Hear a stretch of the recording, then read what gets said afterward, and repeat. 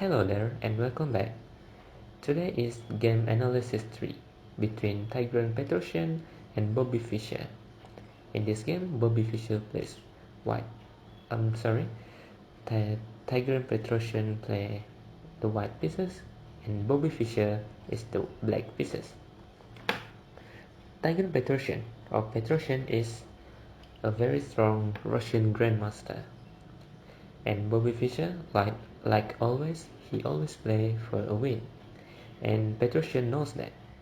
That's why in this game, despite Fischer attempt to create complexity in the game, Petrosian keeps on improving his position and to have a solid position against Bobby Fischer and play an active game, also plan to draw the game, not to win it.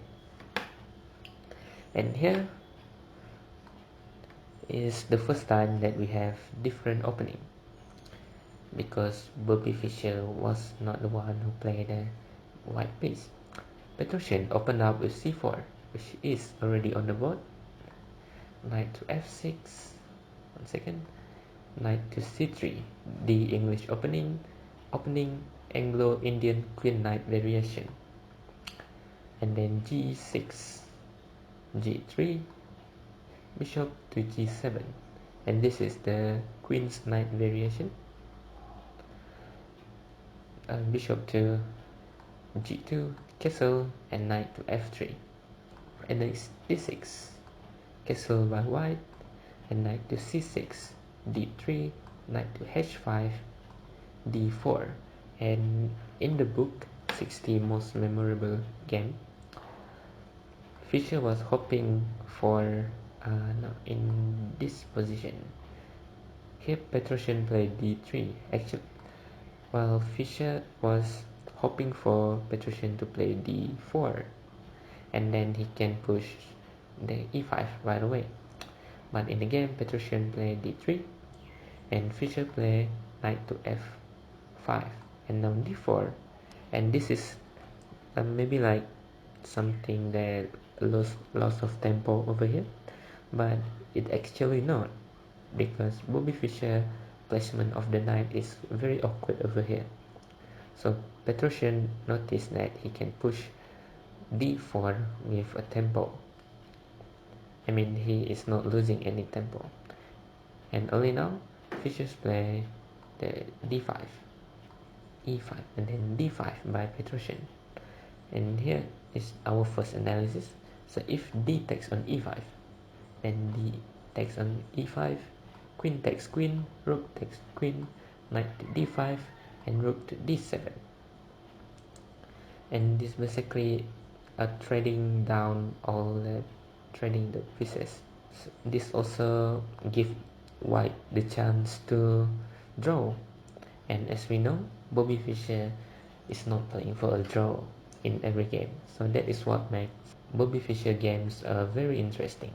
So that is what happened if instead of d5, Petrosian played d takes on e5. So d5, the game continue with knight to e7, moving away the knight from the attack, and then e4,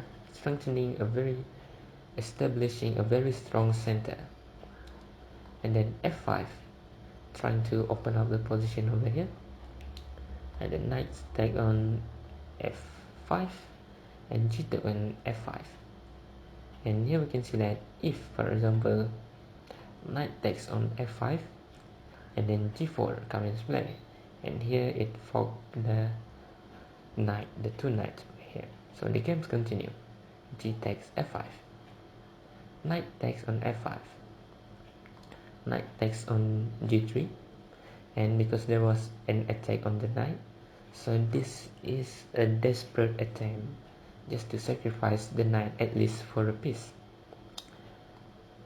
And where were we? And here white play h takes on g3, bishop takes on e5.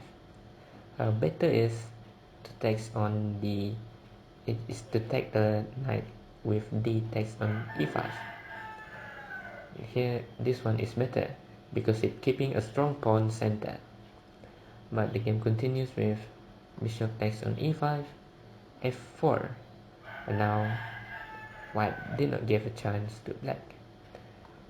Black just retreat, bishop to g7, bishop to e3, and bishop to d7, and developing.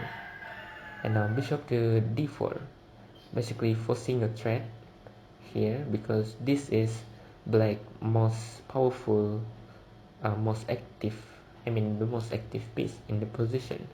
So white want to threat the most active piece down. And here knight to g6, and Fischer says that if you want to threat, then you are the one who capture, and then Fischer can bring the king out.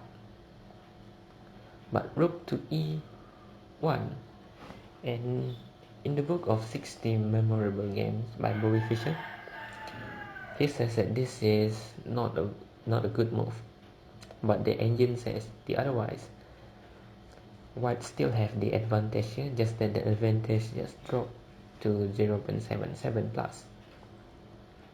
Then Fischer continue rook to f7, which is also not a good move, because better is bishop takes on d4 check, and this open up white fortress. For example, queen takes on d4, and then h5 here, threatening to push h4, and if white did not capture, just push for h3, and this open up white fortress. So the game continue. Let's return back. Rook to e1, rook to f7, and the game continue. B to f3, improving his position, because now Fischer cannot push h5 because the bishop is guarding that square. So basically Petrosian is not giving a chance does not give second chance to Fischer to breathe. And now queen to f8, king to f2, improving the position of the king. Rook to e8, rook takes e8, queen takes e8, bishop takes on g7, finally the threats happen. Rook takes on g7, queen to d4, attacking, centralizing the queen, not attacking anything. So b6, because this one was threatened by the queen, so b6 to prevent that, and then rook to h1, improving the white position before committing into an attack. And why is this? Because the rook was very far from the action, and I'm bringing the rook into h1 actually made it closer to the action. Now almost all the white pieces are eyeing on the black fortress, except for the knight, which Petrosian will bring it into the action later. And a5, just improving the pawn structure on the queen side. Knight to this1, as we mentioned before, this one Petrosian bring knight into the action.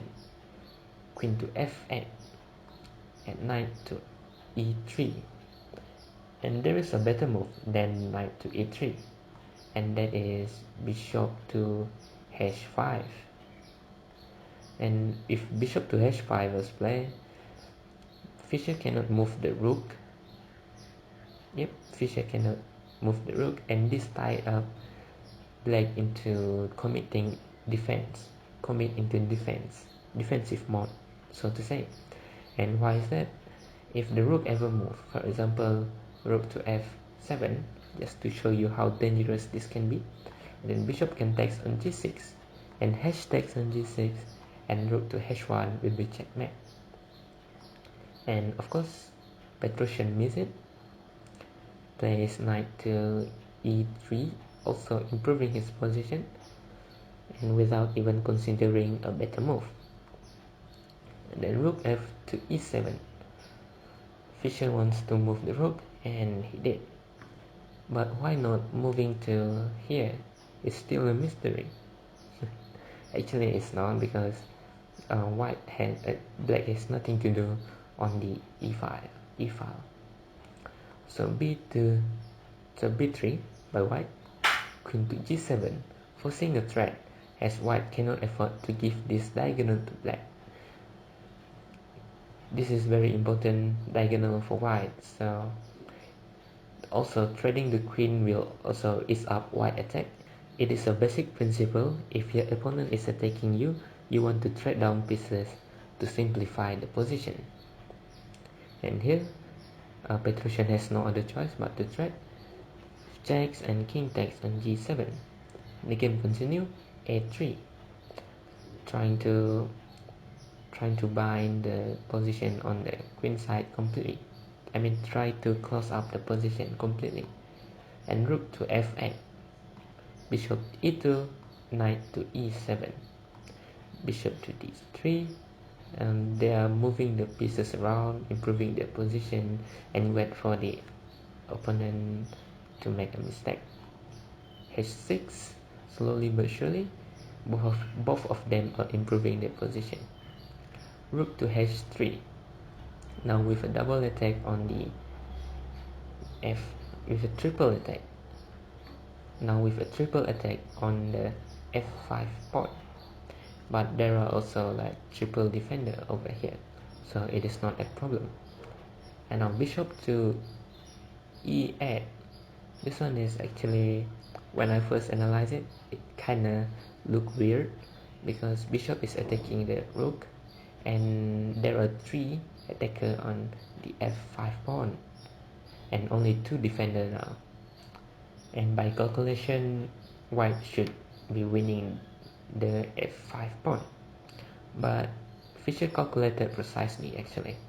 And if the rook ever capture here, or maybe not the rook, maybe knight capture here with check, and then maybe knight to, okay, just let's say if there's ever happen, let's say knight to f6 with check, and then knight takes on f5, and then rook takes on f5, and it's not attacking the rook, not trading down the rook, but actually the best move here is to play rook to h8. And here the rook has nowhere to go, because all have been covered by the bishop, the king, and the rook. And next is to play king to g6, winning the rook. So rook to, that's why, and after bishop to e8, Petrosian play rook to h2. The game continue. b to d7, again return to protect, add a further protection on the f5 pawn. Rook to h1, rook to h8, slowly but surely improving their position. Knight to c2, going after to put the knight on a better square, which is the d4 square, and from d4 the knight can control much more important file. And now king to f6, knight to d4 as planned, and king to g7, bishop to e2.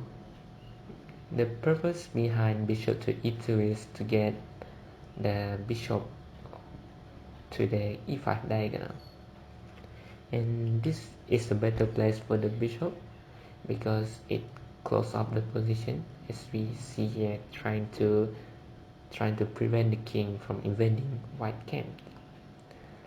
But here Fischer plays the not a very good move, which is knight to g8. This actually gives white an advantage because with b4, and now there is and now Fischer cannot tax on the b4. We will discuss that later. And anyway, the better move here is rook to a8, just ignoring the white threat on the king side because there is actually no threat. And rook to a8 serves the purpose of if this pawn ever push, and after capture happen over here, not that one, if this pawn ever move to b4, For now, Fischer can capture, and A captured 3 open up the A file for Fischer rooks. So now B4 by white. Here Fischer cannot capture yet, as we mentioned before. Knight to F6 and bishop to D3. Double attack on the F5, and there is actually no rush in capturing the A pawn, because if it ever happen, and then knight can go to E4 and check, king to G2, B takes on A5, rook to B1, knight to C5, and black can hold up the position. So there is no rush. Bishop to D3. Double attack on the F5 pawn, also preventing the black knight from coming to E4 with check. And bishop takes on B4. There is no better move for black. King to G6, rook to A1, controlling the A file. Knight to G4 check. King to E2, rook to E8 with check. King to D2, knight to F6, rook to A6, rook to B8, rook to A7, rook to A8, C5. C5 is a move that caught Fischer by surprise, because it is the only move that gives black trouble in this position, as he mentioned in the book 60 Memorable Game. B takes on C5, B takes on C5, D takes on C5, and knight to F3, running away from the attack. King to F7, and here we can see that this is a free pawn, and why not capturing it? And if knight ever capture on D5, and here white have knight to E5 check, double check on the king, and also attacking the bishop, which usually wins the bishop for white. So the game continues. Then Fischer played king to F7 and knight to E5 check, and now the king can defend with king to E7. Knight takes on the bishop, knight takes on the bishop, bishop to F5, attacking the knight. There is not a good way to defend it, but by playing rook to F8 and then to G5. If, for example, bishop takes on D7, king will take on D7, and this will defend the C7 pawn. Here, Petrosian played G4, also strengthening his position.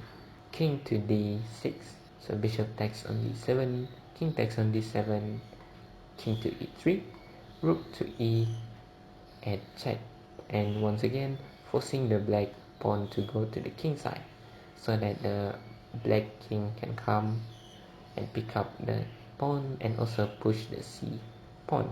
And the game continues. King to F3, king to D6, rook to A6 check, king takes on D5, rook takes on C6, C4, and rook to H1. And here there is a better move for Petrosian, which is to go to H7 instead of H1.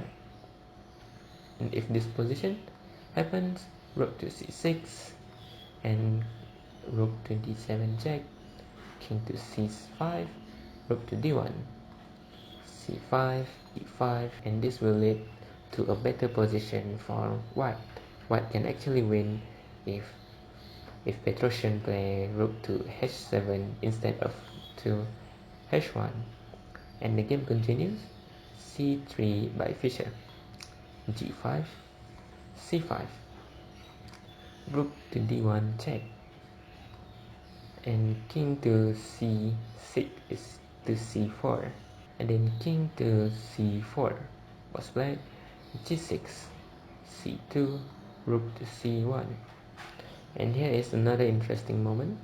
If, for example, rook to G1 trying to mate, if this ever happen, and rook can just capture over here, and this also prepare the move of G7. But if rook to G1 ever happen, and then rook can come to D8, threatening to come to D1 and queening the pawn, which will win for black. So that's, of course, Petrosian knows this, so he plays rook to C1 and king to D3, F5, rook to F8, king to F4, king to D2, taking the rook, and rook takes on C to check, king takes on C to check, there is no other way, and then king to C5, helping out with the pushing of the pawn, and C4 here, F6, C3, F7. And here is where both players agree to the draw. And in the book, Fischer said that he was the one who offered the draw, and basically feel like it is a route because it should be Petrosian who offered the draw. And for more detail, you can read the 60 Most Memorable Game book, which is a very good book. I really recommend that one. This was the final position in the game. So what we learned from this game is actually, and even though here Fischer tried his best to make the position complicated, he actually fall down. I mean, his position falling apart, and white has the advantage. But at the same time, Petrosian also make a mistake, and Bobby Fischer takes advantage on that. And this is what make this game a very like going is a turnaround.